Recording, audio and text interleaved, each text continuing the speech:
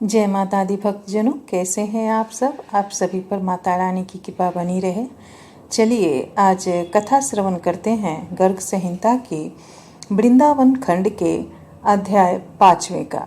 5वें अध्याय में है बकासुर का उद्धार। राधे राधे, जय श्री कृष्ण। श्री नारद जी कहते हैं, एक दिन बलराम तथा ग्वाल बालों के साथ बछड़े चराते हुए श्री हरि ने यमुना के निकट आए हुए बकासुर को देखा।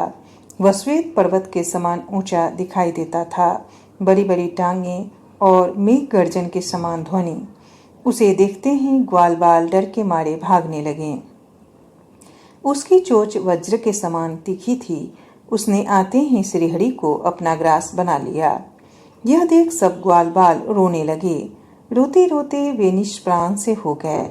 उस समय हाहाकार करते हुए सब देवता वहां आ पहुंचे। इंद्र ने तत्काल वज्र चलाकर उस महान बक पर प्रहार किया। वज्र की चोट से बकासुर धरती पर गिर पड़ा, किंतु मरा नहीं। वह फिर उठकर खड़ा हो गया।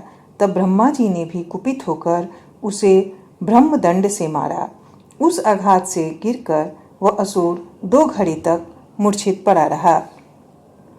फिर अपने शरीर को कंपाता हुआ जम्हाई लेकर वह बड़े वेग से उठ खड़ा हुआ। उसकी मृत्यु नहीं हुई। वह बलवान दैत्य मेघ के समान गर्जना करने लगा। इसी समय त्रिनेत्रधारी भगवान शंकर ने उस महान असुर पर त्रिशूल से प्रहार किया। उस प्रहार से दैत्य की एक पांव कट गई, तो भी वह महाभयंकर असुर मर न सका। तदंतर वायुदेव ने बकासुर पर वायव्यास्त्र चलाया। उससे वह कुछ ऊपर की ओर उठ गया, परंतु पुनः अपने स्थान पर आकर खड़ा हो गया। इसके बाद यम ने सामने आकर उस पर यमदंड से प्रहार किया, परंतु प्रचंड पराक्रमी बकासुर की उस दंड से भी मृत्यु नहीं हुई। यमराज का वह दंड भी टूट गया, किंतु बकासुर को कोई क्षति नहीं पहुंची। इतने में ही प्रचंड किरणों वाले चंड पराक्रमी सूर्यदेव उसके सामने आए। उन्होंने धनुष हाथ में लेकर बकासुर को 100 वाण मारे। वे तीखे वाण उसकी पाख में धंस गए, फिर भी वह न मर सका। तब कुबेर ने तीखी तलवार से उसके ऊपर चोट की।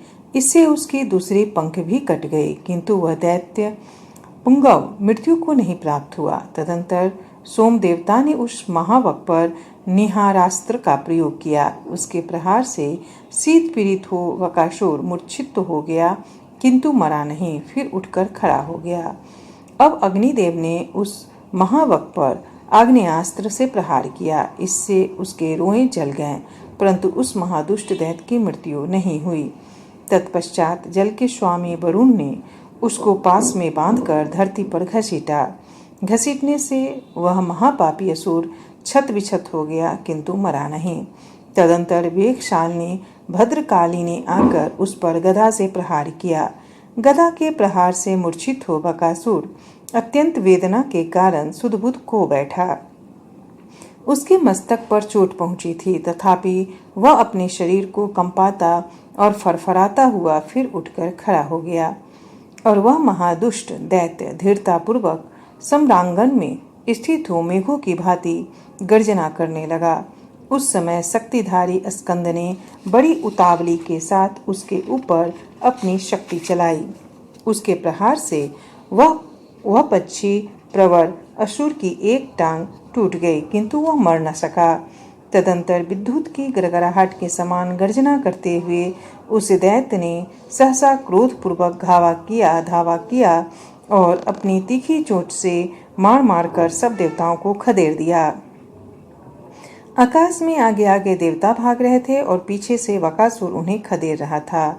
इसके बाद वह दैत्य पुनः वहीं लौट आया और समस्त दिग्मंडल को अपने सिंहनाद से निनादित करने लगा। उस समय समस्त देवर्षियों, ब्रह्म ऋषियों तथा द्विजों ने श्री नंदनंदन को शीघ्र ही सफल आशीर्वाद प्रदान किया। उसी समय श्री कृष्ण ने बकासुर के शरीर के भीतर अपने ज्योतिर्मय दिव्य देह को बढ़ाकर विस्तृत कर लिया। फिर तो उस महावक का कंठ फटने लगा और उसने सहसा श्री कृष्ण को उगल दिया। फिर तीखी चोंच से श्री कृष्ण को पकड़ने के लिए जब वह पास आया, तब श्री कृष्ण ने झपट कर उसकी पूंछ पकड़ ली और उसे पृथ्वी पर दे मारा, किंतु वह पुनः उठकर चोंच फैलाए उनके सामने खड़ा हो गया। तब श्री कृष्ण ने दोनों हाथों से उसकी दोनों चोंचें पकड़ ली और जैसे हाथी किसी वृक्ष की शाखा को चीर डाले, उसी तरह उसे विदीर्ण कर दिया। उस समय मृत्यु को प्राप्त हुए दैत्य की देह से एक ज्योति निकली और श्री कृष्ण में समा गई। फिर तो देवता जय जयकार करते हुए दिव्य पुष्पों की वर्षा करने लगे। तब समस्त ग्वाल बाल आश्चर्यचकित हो सब ओर से आकर श्री कृष्ण से लिपट गए और बोले, सखे, आज तो तुम मौत के मुंह से कुशल पूर्वक निकल आए।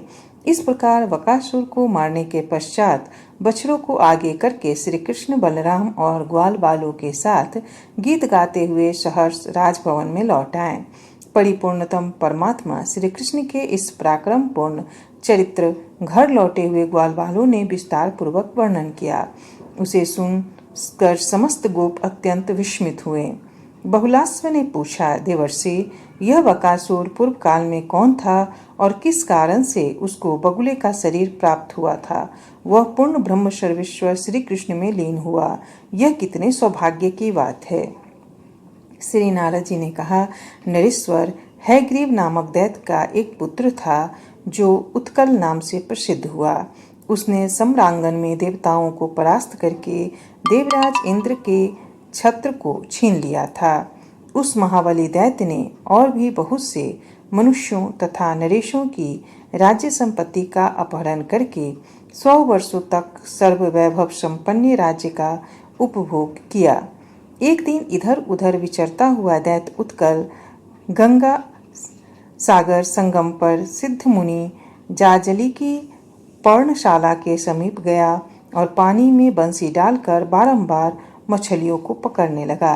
यद्यपि मुनि ने मना किया, तथापि वह दुर्बुद्धि ने उनकी बात नहीं मानी। मुनि श्रेष्ठ जाजली सिद्ध महात्मा थे।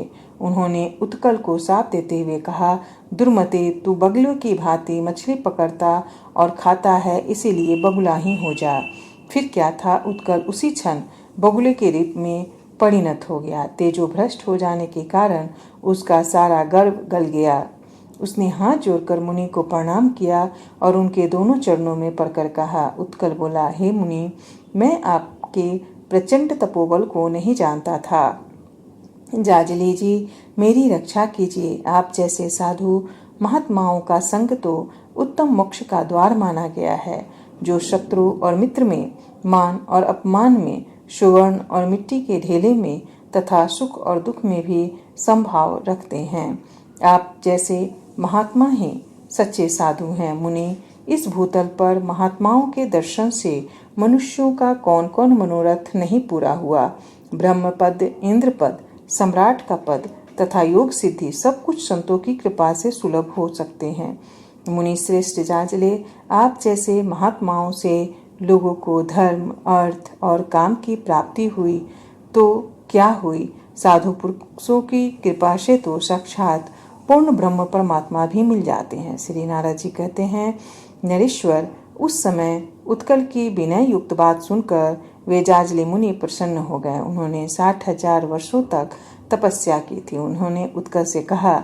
जाजली बोले, वैवस्वत मनवंतर प्राप्त होने पर जब 28वें द्वापर का अंतिम समय बीतता होगा, उस समय भारतवर्ष के माथुर जनपद में स्थित व्रजमंडल के भीतर साक्षात परिपूर्णतम भगवान श्री कृष्ण वृंदावन में गोवत्स चराते हुए विचरेंगे।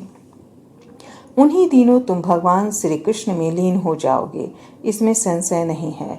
हिरण्याक्ष आदि दैत्य भगवान के प्रति बैर भाव रखने पर भी उनके परम पद को प्राप्त हो गए हैं।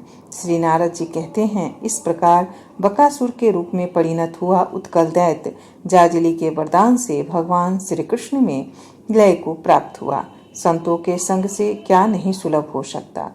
इस प्रकार श्री गर्ग संहिता में श्री वृंदावन खंड के अंतर्गत बकासुर का मोक्ष नामक